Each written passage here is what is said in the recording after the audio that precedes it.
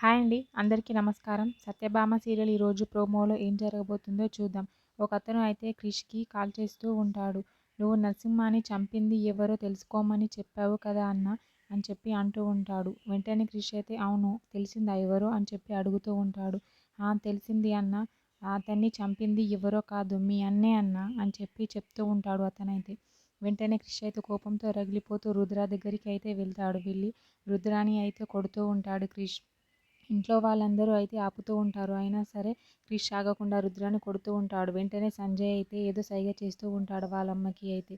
వెంటనే భైరవి వెళ్ళి క్రిష్‌ని అయితే ఆపడానికి ట్రై చేస్తూ ఉంటుంది. "రేయ్ ఆగరా ఆగరా" అని చెప్పి ఆపుతూ ఉంటుంది.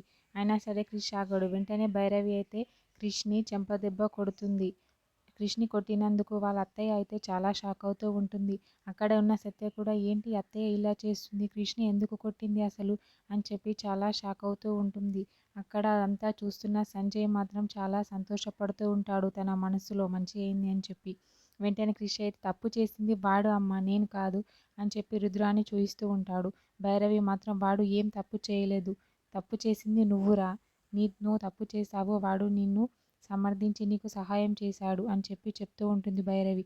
"నా పెనిమిటితో సహా ఈ ఇంట్లో ఉన్న అందరికీ ఈ చిన్నోడి మీద చిన్నగాడి మీద అయితే నమ్మకం మొత్తం పోయింది" అని చెప్పి భైరవి అయితే అంటూ ఉంటుంది చాలా కోపంగా.